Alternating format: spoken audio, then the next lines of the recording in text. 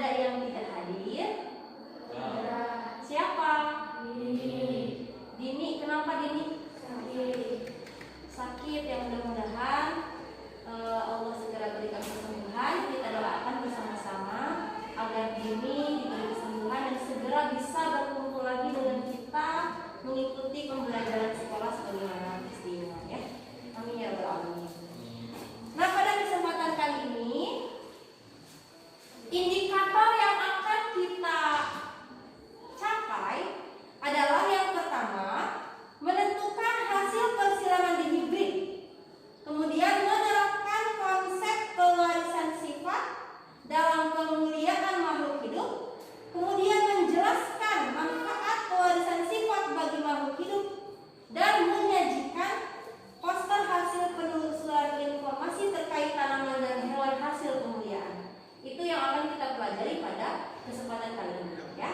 Namun sebelum kita mulai untuk masuk ke materi anak-anak, ya, kita seperti biasa pretest dulu, ya. Nah, adapun untuk pretestnya, Ibu sudah kirimkan link di grup WhatsApp. Silahkan kalian kerjakan itu, ya, sebisanya aja. Terus nanti hasilnya difotokan lalu dikirimkan ke link Google Form yang sudah Ibu share juga. Silakan.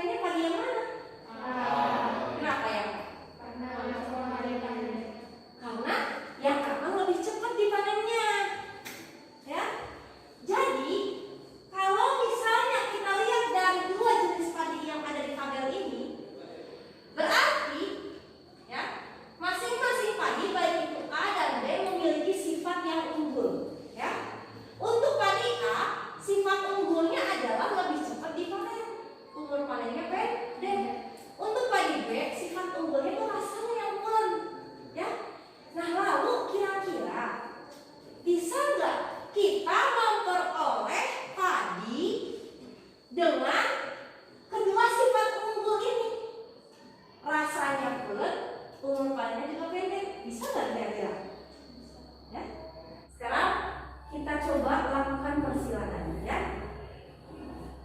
Nah,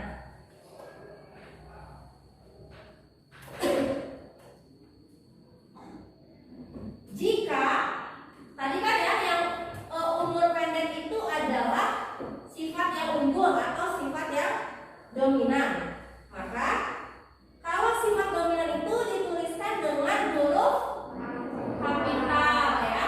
Kita tuliskan kodenya dengan huruf U, berarti U besar untuk umur pendek, U kecil untuk sifat resesif yaitu umur panjang. Kemudian untuk sifat pulen karena itu juga dominan, maka kita tuliskan dengan kode P besar ya. Yang tidak pulen kita tulis dengan P kecil atau resesif. Maka karena padi A tadi tidak nyaman ya, saya mohon izin buka masker. Untuk padi A yang memiliki sifat umur pendek dan tidak pulen, berarti dia genotipnya adalah U besar, P kecil ya. Umur pendek itu U besar, kemudian tidak pulen itu P kecil. Lalu untuk padi B yang umurnya panjang dan rasanya pulen itu genotipnya U kecil, P besar ya. Bisa dipahami? Oke. Lalu kita buat gametnya. Nah, cara menentukan gamet kalian perhatikan ya. Kalau di waktu yang lalu menentukan gamet itu kita tinggal yang berpasangan kita ceraikan ya, dibikin jomblo. Ini juga sebenarnya sama, cuman dia kan ada dua pasangan ya, pasangan huruf. Yang satu ada U dengan U, ada P dengan P, maka masing-masing kita pisahin dulu ya. Yang U dengan U besar dengan U besar kita pisahin.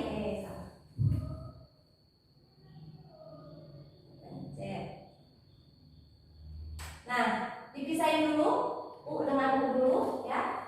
Terus si U dengan U tersebut dipisahin, diceraiin juga. Masing-masing U jadi jomblo. Nanti yang P kecil juga dipisahkan, dibikin jomblo juga. Terus gimana? U besar yang pertama kita pasangkan dengan P kecil yang pertama, menjadi U besar P kecil. Terus U besar yang pertama pasangkan lagi dengan P kecil yang kedua, jadi U besar P kecil. Terus yang U besar kedua pasangkan dengan P kecil pertama, jadi U besar P kecil. U besar kedua pasangkan lagi dengan P kecil kedua, jadi U besar P kecil. Jadi dihasilkan 4 buah gamet ya. Itu cara menentukan gametnya. Makanya nanti di sini diperoleh hasil tuh untuk gamet parental pertama itu ada U besar P kecil 4 kali. Kemudian untuk yang parental kedua itu juga gametnya ada U kecil P besar sebanyak 4. Nah, sehingga di sini dari gametnya semuanya keempat-empatnya untuk parental satu adalah U besar P kecil. Kemudian untuk parental kedua gametnya adalah U kecil P besar. Nah, kemudian gamet yang sudah terbentuk ini kita silakan dengan gamet yang lainnya gitu ya. Dihasilkan filial satu atau anak, yaitu tinggal kita pasangkan saja anak ya. U besar jodohkeun jeung U deui. Jadi U besar, U kecil ya tulis. Kemudian P kecil jodohkeun sama P lagi. Jadi P kecil, P besar ya. Tapi ini saya kasih panah kemudian dijadikan P besarnya pindah ke depan. Kenapa? Karena ya secara sistematika huruf kapital biasanya lebih didahulukan ya. Huruf kapital lebih didahulukan sehingga urutannya dari yang kapital dulu baru yang huruf kecil ya. Jadi hasilnya filial ke-1 atau anak ke-1 adalah U besar U kecil P besar P kecil, atau akan menghasilkan sifat berumur pendek. Kenapa umur pendek? Karena ada U besar ya. Ingat tadi nih U besar itu melambangkan umur pendek ya kan. Kemudian di sini ada juga P besar. P besar itu untuk rasa pulen ya. Jadi di sini ada U besar sifat dominan, ada sifat resesif. Ingat kalau ibarat kalung dominan dengan resesif, siapa yang menang? Yang dominan kan, berarti yang menang adalah untuk umur pendek, gitu ya. Untuk rasa P besar P kecil yang pulen ada, yang nggak pulen ada. Tapi karena yang dominan itu pulen dan dia ada kapital, maka yang menang pun adalah rasa pulen, ya. Jadi ternyata bisa kita memperoleh hasil padi yang rasanya pulen dan umur panennya lebih cepat, ya. Proses persilangan yang tadi kita lakukan itu adalah merupakan proses persilangan dihibrid. Kemarin kan belajar monohibrid, sekarang dihibrid, ya. Apa itu persilangan dihibrid? Nah, persilangan dihibrid ini adalah persilangan dengan dua sifat beda. Ini kita melanjutkan dari pokok bahasan sebelumnya tentang dua sifat, bahwa ada hukum satu Mendel yaitu berkaitan persilangan non-hibrid, persilangan dengan satu sifat beda. Yang kedua adalah hukum dua Mendel, itu tentang persilangan dihibrid. Nah, gimana cara bunyinya hukum dua Mendel atau hukum tentang persilangan dihibrid? Ketika pembentukan gamet, gen yang ada memisahkan diri dari pasangannya, ya, atau amalnya secara bebas bergabung kayak tadi ya. Yang U dengan P masing-masing bercerai dengan pasangannya, tapi endingnya yang jomblo itu malah berpasangan dengan si gen dari pasangan lain. Kan U dengan P gitu. Itu terjadi asortasi atau penggabungan secara bebas gitu ya dengan pasangan gen lain. Nah, itulah ya yang disebut dengan persilangan dihibrid. Karena dihibrid itu berarti dua sifat beda, maka dari proses persilangan yang tadi telah kita lakukan pada padi A dan B, kita bisa menyimpulkan bahwa untuk persilangan yang tadi ada dua sifat berarti ya yang kita amati. Pertama, sifat pertama adalah tentang umur panen. Ya. Lalu sifat kedua itu adalah tentang rasa. Ya. Jadi ada dua sifat yang diamati, yaitu satu tentang umur panen, kedua tentang rasa. Makanya dua sifat. Jadi dihibrid. Kalau mono artinya satu, kalau misalnya di artinya dua. Ya. Oke.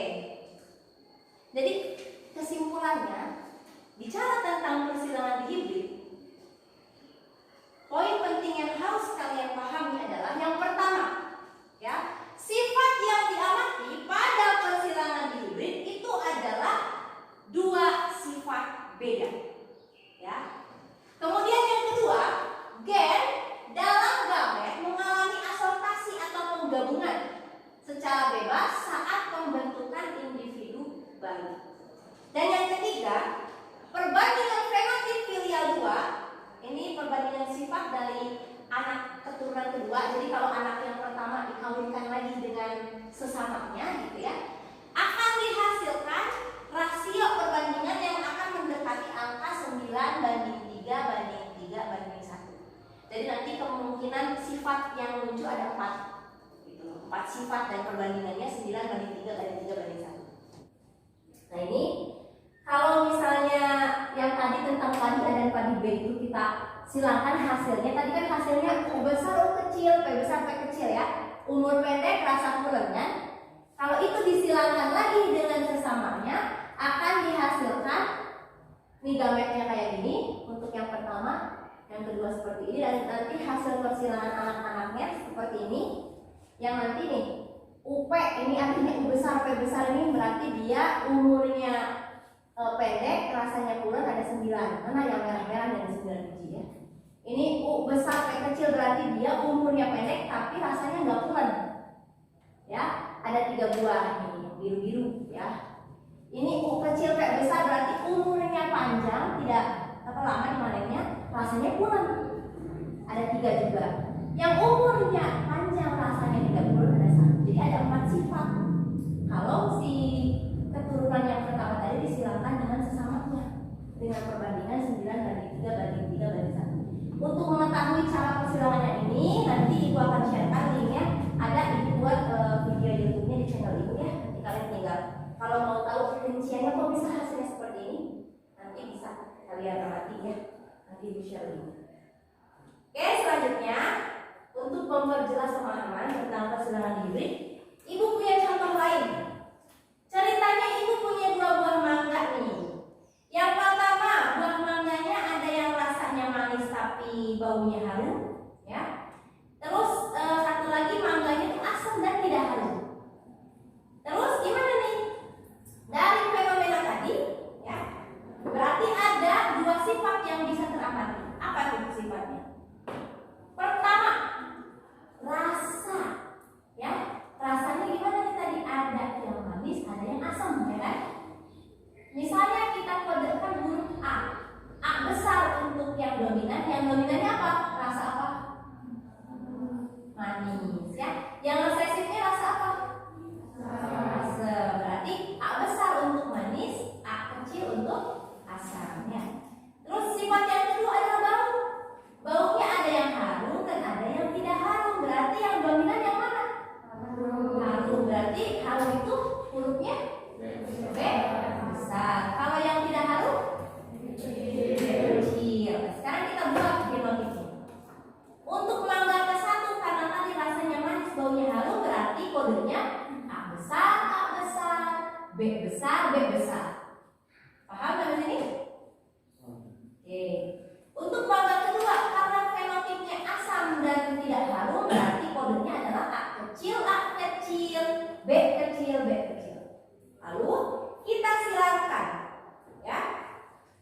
Ini parental pertama manis dan harum, A besar, B besar, B besar. Yang kedua adalah asam dan tidak harum, A kecil, B kecil, B kecil. Maka gametnya, nah ini membuat gamet, jangan lupa ya, pokoknya ceraiin dulu antara A dan B, masing-masingnya nanti pasangkan dengan yang lainnya gitu ya. Nah nanti hasilnya gametnya untuk parental pertama dihasilkan A besar, B besar.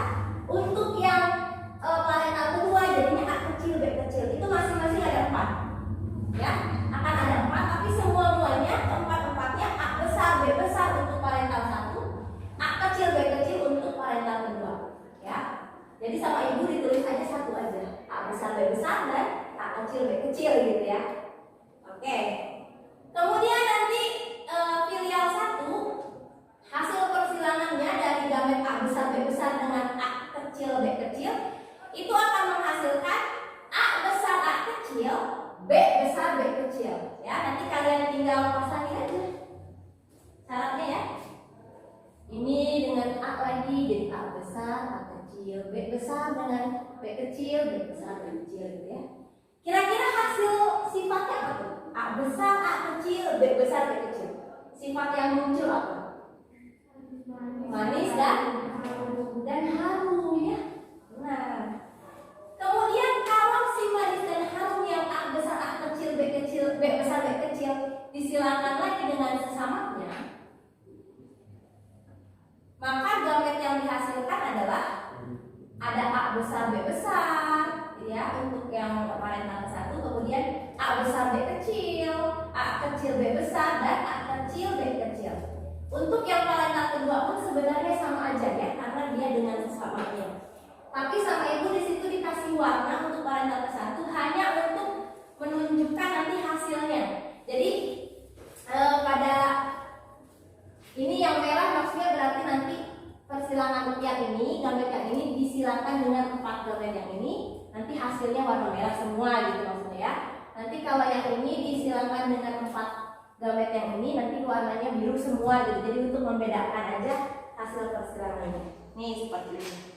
Nah, kan ini yang tulisannya merah berarti dia itu adalah persilangan dari A besar, B besar dengan keempat gamet yang ini. Ya, A besar, B besar dikawinkan dengan A besar, B besar, jadi A besar, B besar, B besar. A besar, B besar dikawinkan dengan A besar, B kecil, jadinya A besar, B besar, B kecil. Dan seterusnya. Ya, untuk yang biru ini yang kedua, yang hijau ini, yang kuning ini hasilnya. Lalu kenapa Bu ada terang benderang di luarnya, ada highlight yang berwarna-warni juga? Ini untuk menunjukkan hasil fenotipnya. Untuk yang berwarna biru, fenotipnya adalah manis dan harum. Kamu lihat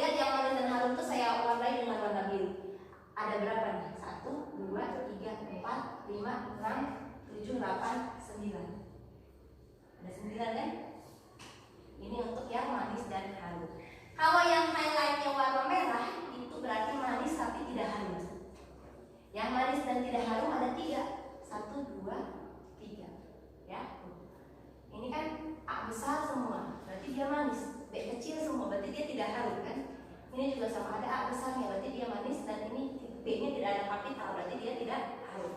Ini juga sama, A-nya ada kapital, berarti dia manis. B-nya tidak ada kapital, berarti dia tidak harum, ya kan? Jadi ada 3 nih, yang manis tapi tidak harum. Yang oranye itu dia tidak manis atau asam ya, tapi wangi, harum. Ada 3 juga nih, 1, 2, 3. Ya. Terakhir yang warna ungu, dia tidak manis dan tidak harum, alias asam gitu ya, dan tidak harum, cuma 1. Jadi kesimpulannya, perbandingan ketika si filial 1 disilangkan dengan sesamanya adalah 9 banding 3 banding 3 banding 1. Oke? Nah, kesimpulannya, kita ini ternyata bisa memperoleh varietas yang unggul, ya, yang memiliki karakteristik yang sesuai dengan kebutuhan kita melalui proses persilangan. Mau itu persilangannya monohibrid ataupun persilangannya dihibrid, intinya kita bisa memperoleh varietas yang lebih unggul melalui proses persilangan. Ya. Nah, proses persilangan ini merupakan contoh penerapan dari buku Mendel, yaitu pemuliaan makhluk hidup. Nah, sekarang ibu punya yang APD nih untuk kalian pelajari ya.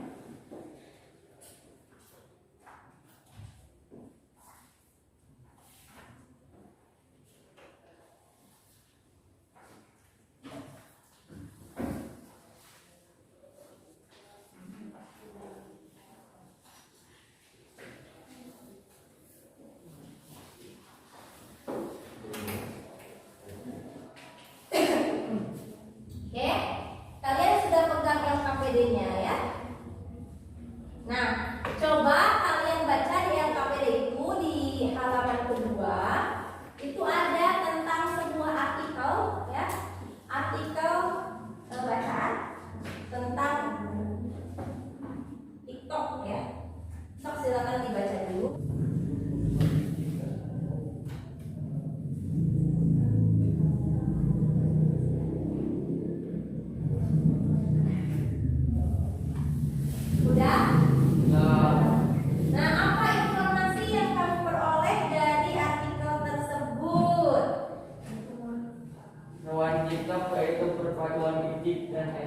Hewan TikTok beraplikasi ya. Ini hewan bernama TikTok, perpaduan titik dengan entok. Apalagi? Jadi emak. Sifatnya TikTok lebih unggul karena TikTok punya tubuh yang lebih besar dan bulunya bervariasi. Sifatnya lebih unggul karena TikTok itu punya badan yang lebih gemuk, lebih besar, sama bulunya lebih bervariasi. Oke. Nah, kalau kalian baca dari situ ya, berdasarkan kesimpulan dari teman kalian juga, yang namanya TikTok atau itik entok ya, atau di daerah lain juga namanya macam-macam, ada yang bilang bentok, bebek entok, nah, dan berbagai macam nama-nama yang lain. Intinya mah perpaduan itik dengan entok itu adalah contoh dari pemuliaan makhluk hidup. Nah, untuk memahami lebih lanjut terkait dengan pemuliaan makhluk hidup, kalian bisa akses link yang ada di situ ya, dan kebetulan ibu sudah share ke grup WhatsApp ya. Silahkan kalian tonton dulu. Sifat dalam pemuliaan hewan. Kedua topik tersebut akan kita bahas. Yang memiliki ciri-ciri genetik yang berbeda.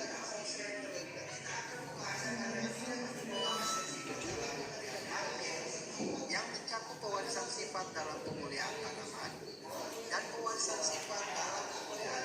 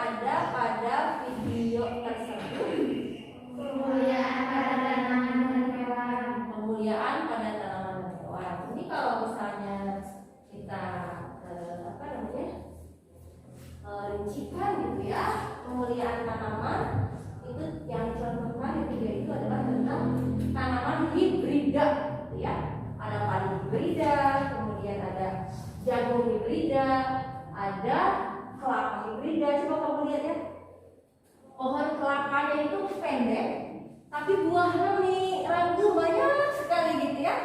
Nah ini namanya tanaman hibrida yang biasanya di pemuliaannya itu tujuannya untuk memperoleh bibit unggul yang ditujukan untuk memenuhi kebutuhan pangan manusia, ya. Terus ada pemuliaan hewan.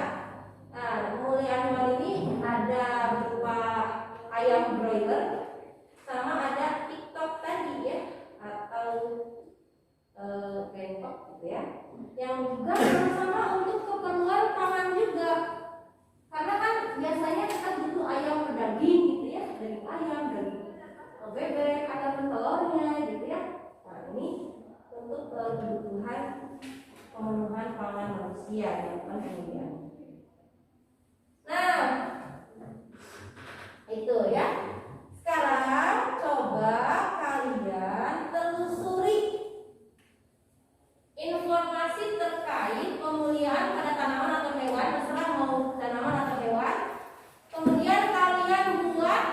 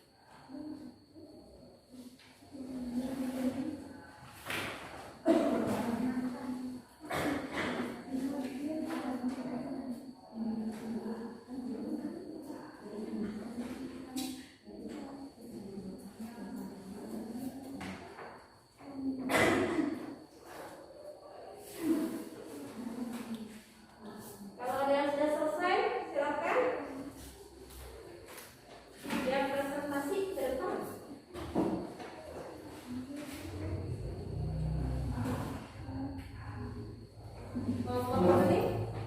3. Karena cuma berdua sudah sampai pegang. Siapa yang mau presentasinya ceritanya? Nah, yang lain sampai menyelesaikan sampai perhatikan ya. Sebelah sini aja nih. Ini. Oke, perhatikan ya yang lainnya sebentar. Ini kelompoknya Irma, kelompok 3 mau presentasi. Silakan Irma. Kami dari kelompok 3 akan mempresentasikan tentang apel anak. Apel anak adalah varietas bunga dari Kota Batu dan Malang. Karakteristik apel anak yaitu 1 mirip apel impor, 2 warna kulit buahnya merah menyala, 3 saat dipetik rasanya cenderung asam. Namun setelah diperam selama 3-4 hari akan terasa manis dan aromanya sangat tajam. Keunggulan apel anak yaitu 1. Setelah 7 tahun masa tanam dapat menghasilkan 15 kg sampai 20 kg buah per pohon. 2. Dapat tumbuh baik pada daerah dengan ketinggian 700 meter sampai 200 meter di atas permukaan laut dan daerah beriklim kering. 3. Bobot buahnya lebih enteng dibanding jenis apel Malang yang lain. 4. Kami sayurnya banyak dan dagingnya cenderung dan daging buahnya empuk. Oke, ini presentasi dari kelompok 3 tentang apel anak. Ada yang mau ditanyakan?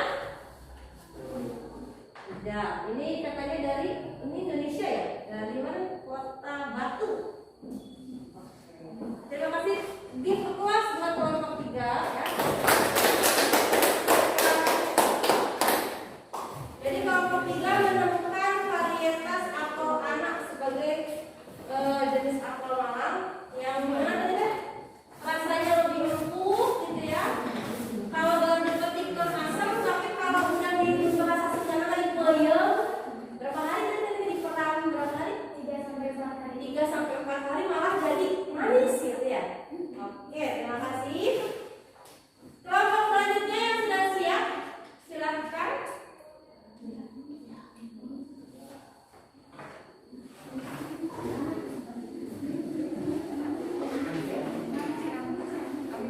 Ya.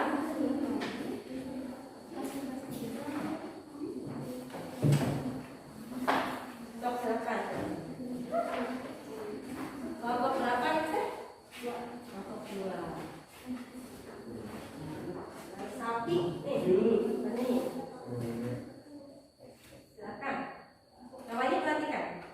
Sapi Brangus. Sapi Brangus adalah sapi hasil persilangan antara sapi betina Brahma dengan sapi jantan Aberden Angus. Ciri khas: 1. Warna bulu coklat dengan tanduk kecil. 2. Leher dan telinganya pendek. 3. Punggung lurus. 4. Badan kompak dan padat. 5. Kaki kuat dan kokoh. Keunggulan: 1. Pertumbuhannya cepat. 2. Badan dewasa ke atas 900 kg. 3. Tahan terhadap iklim tropis. 4. Pakannya sederhana. 5. Merupakan tipe Dewiguna. Apa itu tipe Dewiguna? Bisa berfungsi sebagai penghasil daging maupun susu.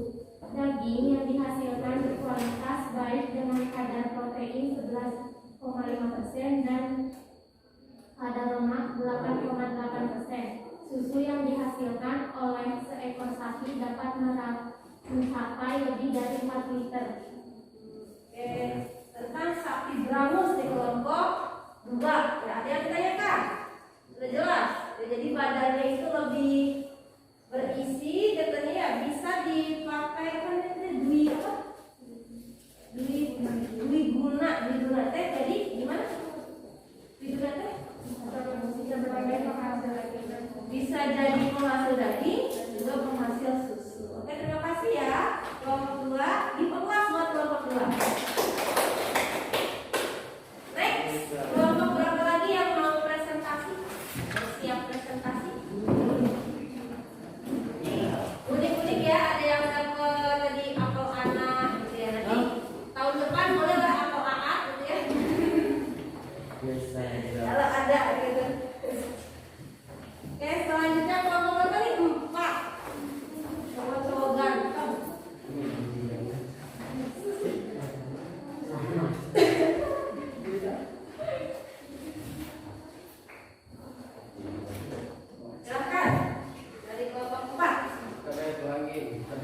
ini adalah varietas cabai yang dalam satu pohon bunganya memiliki yang bermacam-macam, yaitu ada merah, kuning, dan ungu.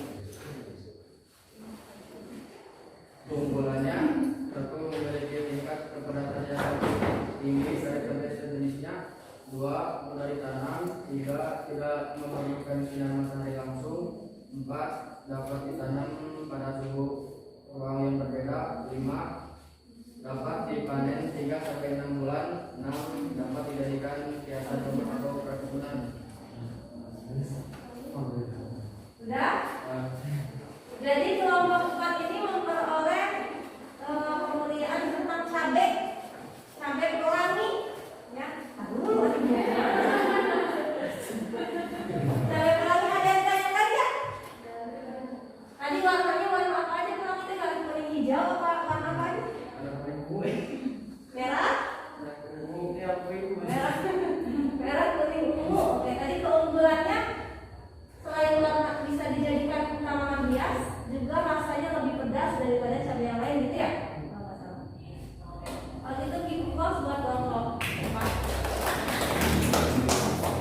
Next, berarti satu kelompok lagi.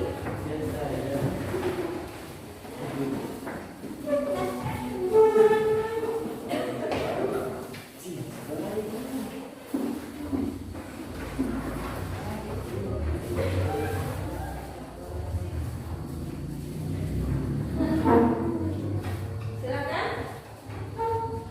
Kelompok 1. Kelinci Rexy agrina.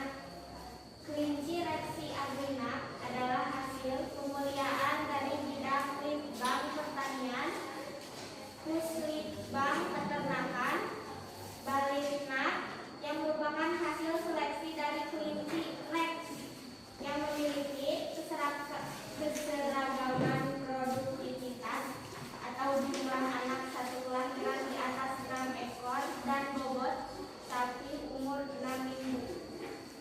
Ciri karakteristik: warna bulu bervariasi, campuran dua warna hitam putih, custom, cincila, putih. Keunggulan: 1. Bobot badan usia 20 minggu berkisar 2 sampai 2,5 kg. 2. Bobot potong usia 24 minggu berkisar 2,5 sampai 2,7 kg. 3. Umur siap kawin. Untuk jantan usia 6 bulan. Untuk betina usia 5,5 bulan. 4. Jumlah anak dalam satu kelahiran berkisar 6 sampai 8 ekor. Oke, ada yang tanyakan tentang kelinci Rexy agrina, kelinci yang buat daging kayak gini. Ada yang tanyakan? Sudah jelas. Jadi kelinci ini lebih bervariasi warnanya, terus bobot potongnya juga lumayan besar dalam waktu berapa tadi? 20 minggu ya? 24 minggu. Oke, tepuk tangan.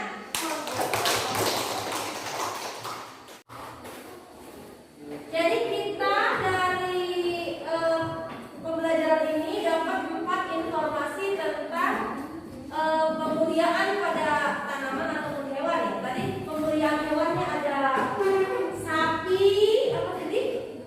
Brangus ya, dan hewan kelinci Rexy agrina itu hewannya.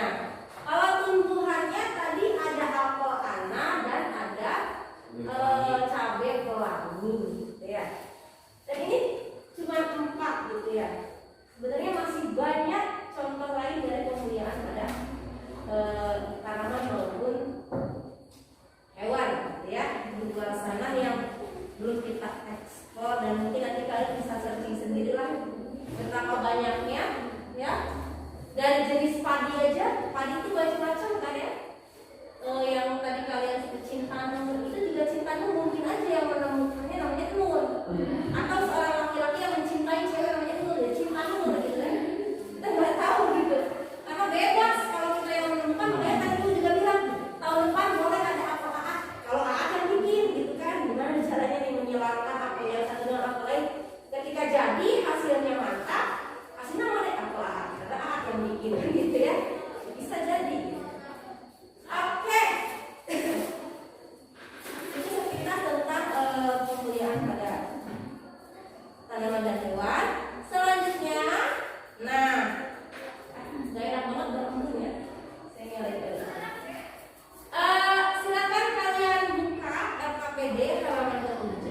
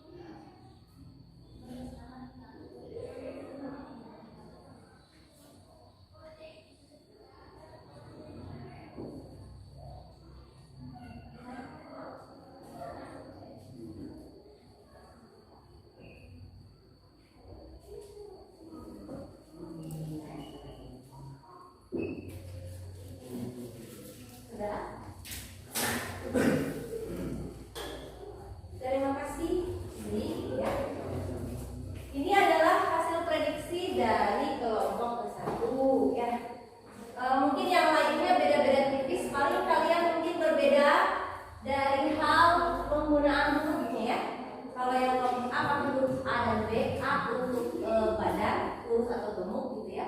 Yang warna bulu itu adalah B. Dan kalau kalian bisa jadi berbeda penggunaannya, tapi harusnya sih kurang lebih harusnya sama gitu ya.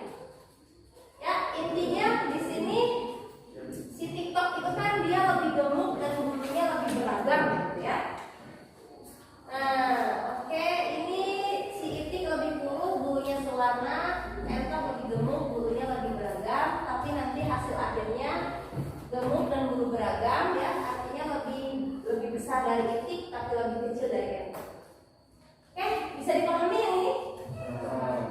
Thank you ya. Kira-kira kurang lebih kalau bikin bagan mah langkahnya sama ya dengan yang monohibrid, hanya beda di penentuan bagannya saja. Ya, kurang lebih seperti inilah. Ya, jadi itu yang apa contoh pemuliaan gitu ya, termasuk ya persilangan itu salah satu cara untuk memuliakan makhluk hidup ya. Oke. Sebelum ibu lanjutkan, ada yang mau bertanya atau sudah cukup jelas?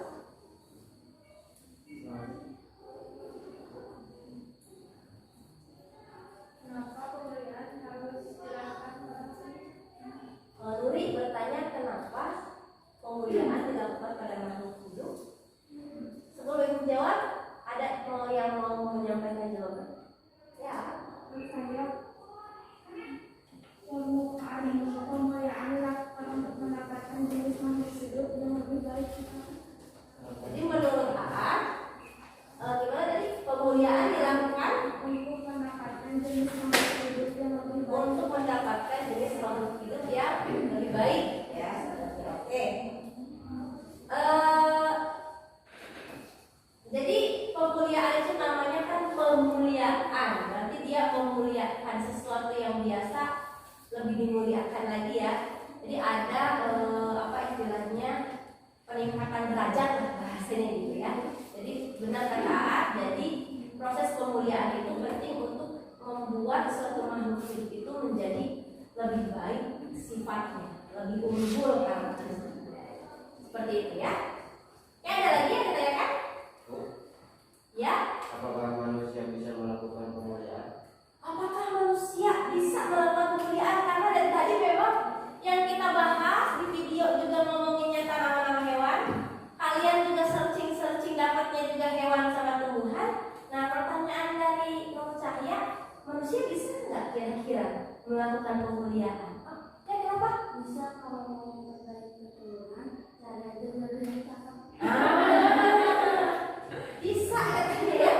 Kita kalau memperbaiki keturunan caranya itu juga yang cakep. Cuma pertanyaan aku, kalau jodoh yang cakepnya mau nggak kita?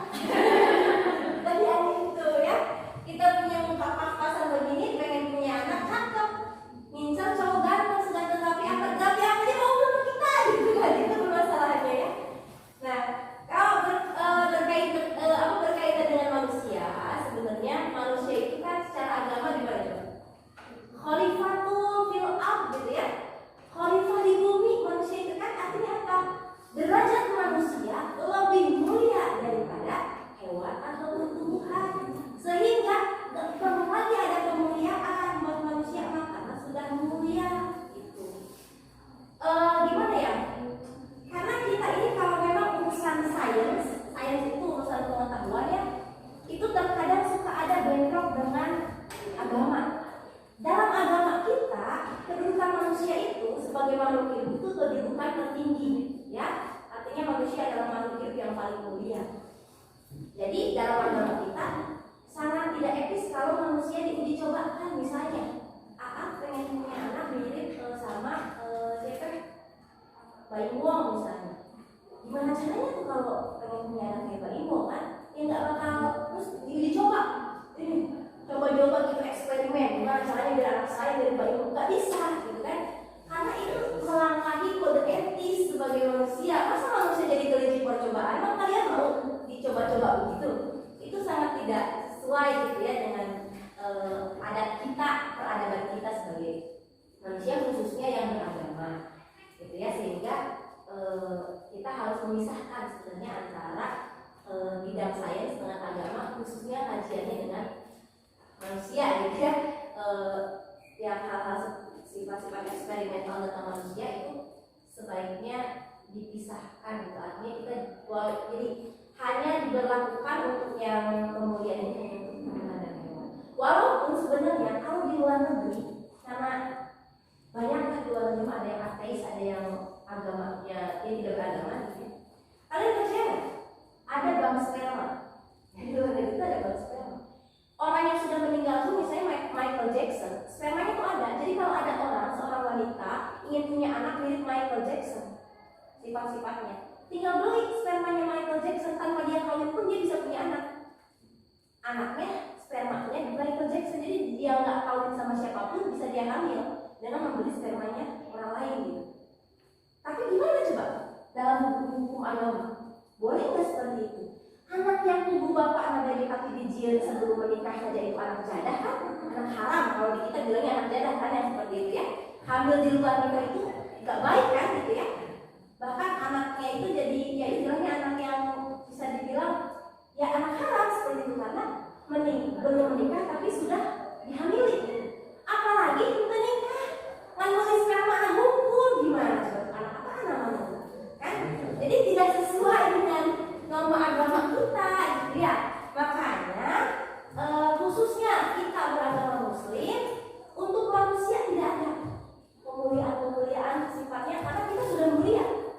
Itulah spesialnya manusia gitu ya, sudah mulia. Oke, kira-kira demikian ya. Jadi memang benar kita sudah mulia. Dan ini lagi anak-anak ya, cakep menurut Sinta itu beda dengan cakep menurut Irma ya. Mungkin aja seleranya Irma sama cowok-cowok berkulit putih ala Korea, kalau Sinta sama cowok-cowok berkulit gelap gitu kan, ala-ala maco-maco yang gimana, itu kan beda-beda. Kata orang cantik, kata yang ini enggak, biasa aja. Intinya setiap wanita itu cantik, karena cantik itu relatif. Semua cowok di sini ganteng, ganteng itu relatif. Menurut ini ganteng banget. Menurut misalnya, menurut Intan Regina, Panji dengan Angga tuh gantengan Angga, ya kan seleranya. Tapi kalau kata si Nuri, ya lebih ganteng Panji, ya karena seleranya Nuri gitu maksudnya ya. Kita bilang soal selera, gitu ya itu. Sehingga kita nggak bisa menyamaratakan untuk manusia ini lebih cakep, itu lebih cakep, nggak bisa karena berbeda-beda, gitu ya. Nah terkait dengan pemuliaan juga sebenarnya, kenapa kita penting memuliakan makhluk hidup selain daripada manusia? Karena selera kita berbeda. Ada orang yang suka makanan yang harum, ada orang yang bau harumnya aja nggak suka. Durian, coba kita ngomongin durian, harum kan durian. Harumnya bagi yang suka, bagi yang nggak suka kayak muntah. Mau durian kan? Nah itu. Jadi kayak tadi mangga, ada harum manis, ada yang rasanya asam dan manis, ada yang nggak suka manis. Saya sukanya buah-buah yang asam segar gitu ya. Nah dengan adanya pemuliaan semakin banyak variasi makanan, sehingga manusia itu bisa lebih memilih seleranya yang mana yang cocok dengan dia. Ya itu pentingnya pemuliaan dalam kehidupan. Oke, itu mungkin yang bisa disampaikan dengan pertemuan hari ini.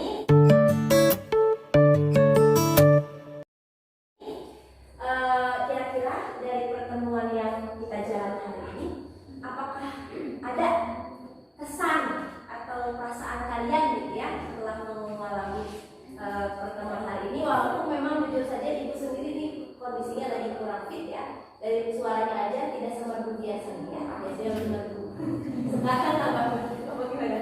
Lagi agak pindang suaranya ya. Siapa yang mau menyampaikan perasaannya atau kesannya tentang pembelajaran hari ini? Silakan. Seru Bu, kita jadi mengetahui berbagai jenis makhluk hidup baru yang merupakan hasil dari persilangan. Oke, jadi kita jadi banyak mengetahui berbagai macam makhluk hidup gitu ya, yang ternyata itu hasil persilangan, artinya disengaja oleh manusia gitu ya. Ini dijodohkan dengan dia gitu maksudnya ya. Oke, terima kasih ya sekali. Ada lagi? Ya Irma? Bagi saya pembelajaran hari ini menyenangkan karena saya jadi tahu info tentang pemuliaan makhluk hidup. Oke, jadi bagi Irma itu menyenangkan karena jadi tahu adanya pemuliaan terhadap makhluk hidup. Nah suatu saat nanti barangkali kalian juga di rumah punya tumbuh-tumbuhan atau hewan boleh-boleh aja. Kawitkan gitu ya. Silakan aja ya. Nanti bisa dikasih nama kalau nama kalian. Oke, terima kasih ya. Sebelum